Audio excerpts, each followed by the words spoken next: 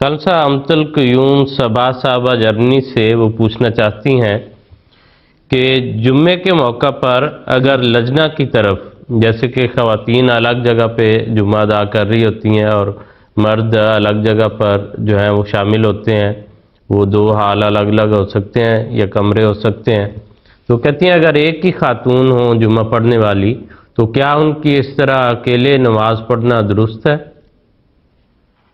جی، ایسا جائز ہے۔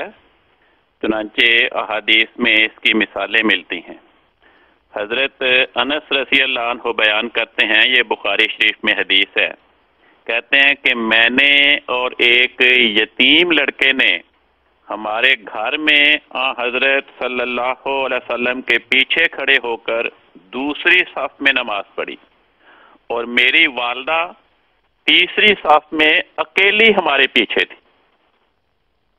تو عورت اگر اکیلی بھی صف میں ہو تو اس کی وہ جماعت ہی قرار پاتی ہے۔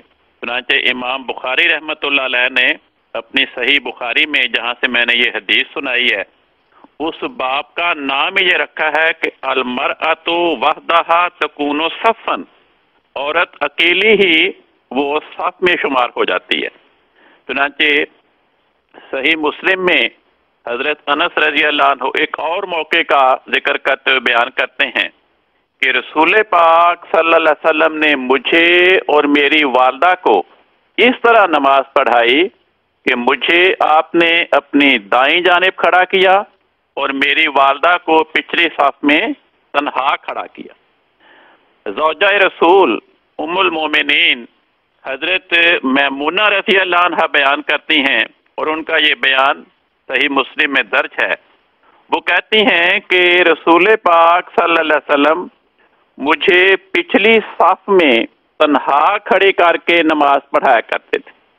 اور سنن نسائی میں حضرت ابن عباس رضی اللہ عنہ بیان کرتے ہیں کہ میں نے حضرت صلی اللہ علیہ وسلم کے ساتھ آپ کے پہلو میں کھڑے ہو کر نماز ادا کی، جبکہ ام المومنین حضرت عائشہ نے دوسری صف میں ہمارے پیچھے تنہا کھڑے ہو کر نماز پڑھی۔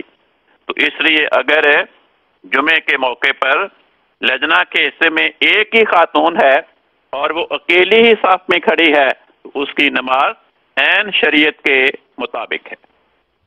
جی ٹھیک ہے، بہت شکریہ، جزاکم اللہ۔